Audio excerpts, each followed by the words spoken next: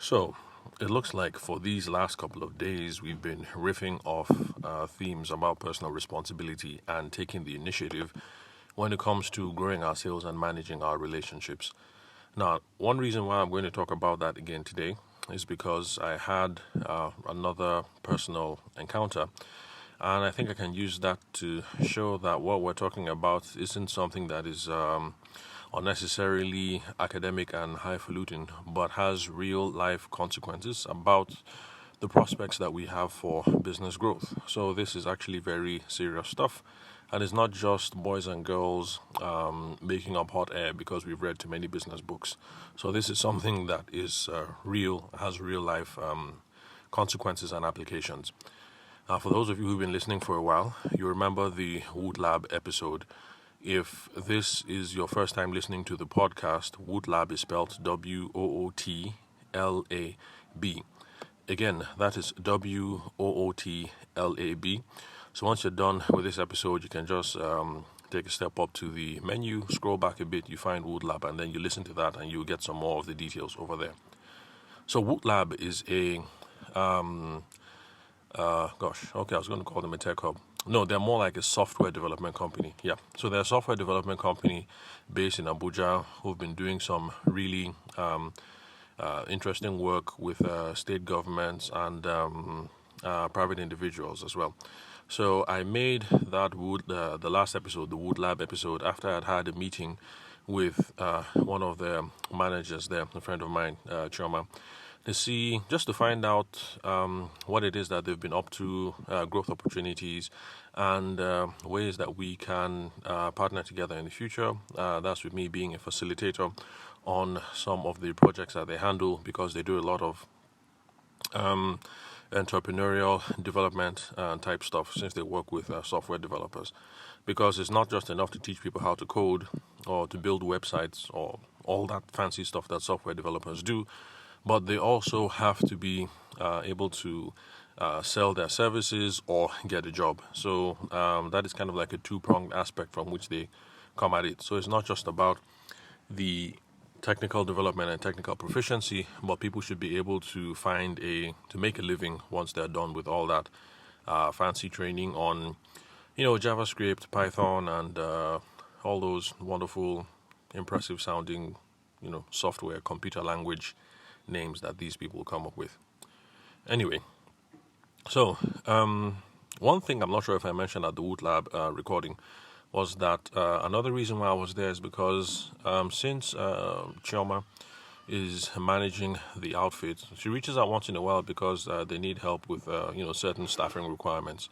And the latest one that they needed was someone to be their social media manager. And so she reached out to me. I made a few phone calls and I was able to get someone. But I tried calling the person didn't answer. And of course, I did. For those of you who've been listening for a long time, you know of what my typical cadence is like. So I call, no response, I send an SMS. So I sent an SMS, basically just introducing myself, saying what the call was about, and for the person to get back to me. And she responded saying that she was out of town, she was out of the country, that's why she didn't respond.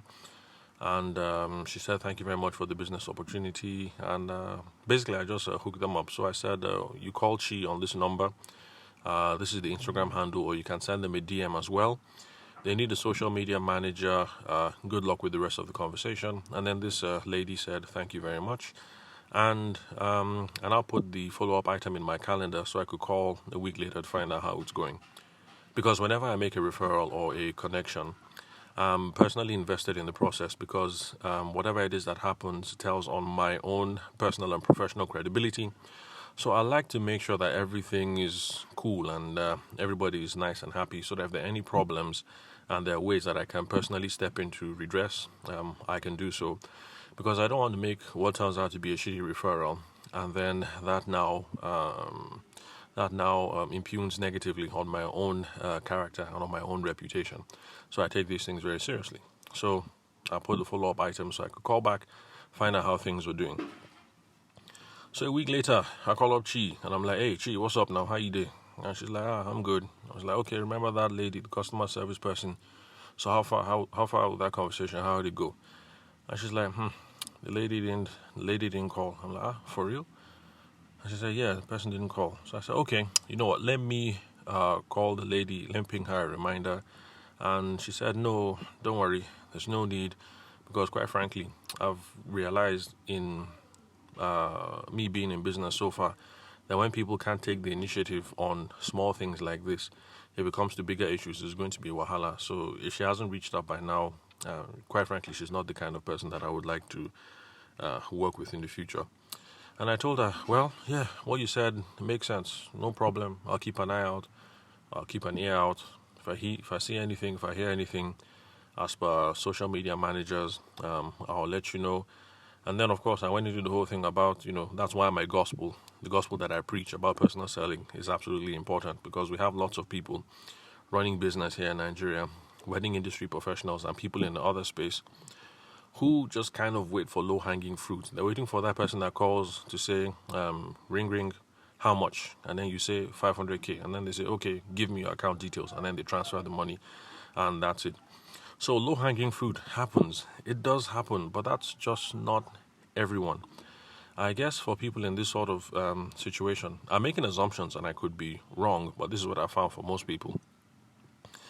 I guess people are just much more comfortable dealing with the kind of person who calls up to say how much, you tell the price, you guys agree, and then you go ahead and with the service. But that's not always the majority of business that you're going to do. And building long-term sustainable business, can't just be built up around low-hanging fruit. Because one thing is that if you have that low-hanging fruit mentality, you're not even going to go through what it takes to even foster relationships and nurture relationships that bring in business repeatedly over time.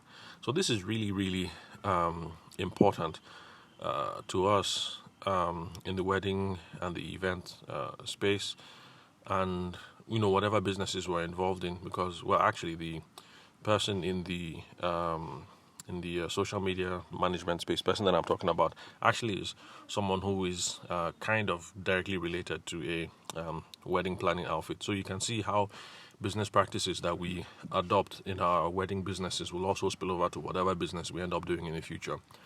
So if I'm not doing good business as a wedding photographer, using good sales and personal selling and relationship building tactics as a wedding photographer, I'm also going to take that shitty attitude if I start selling cement, or if I continue selling charcoal, or if I start selling baby diapers. It doesn't matter what business it is I get involved in.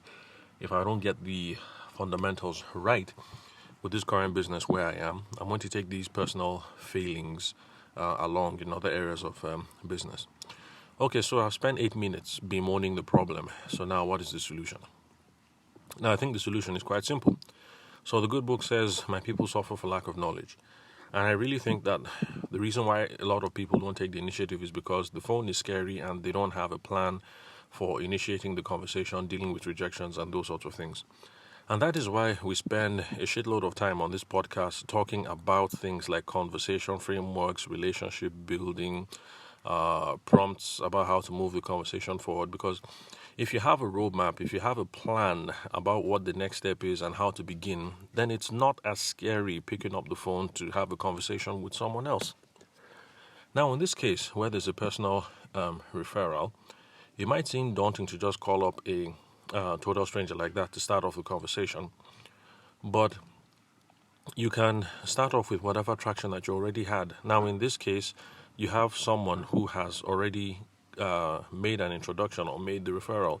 So when you call up, you take it up from that angle. So it's something simple as, ring, ring, the answers, hello, is this Choma? Yes, this is Choma. My name is Patricia. I got your number from Tabashima, and he said to call you because you guys need social media management services. And she will say, oh, yes, thank you very much, Patricia, for calling. I've been expecting your call. Now, you don't wait for the other person to delve in to, there's that awkward silence where you're waiting for the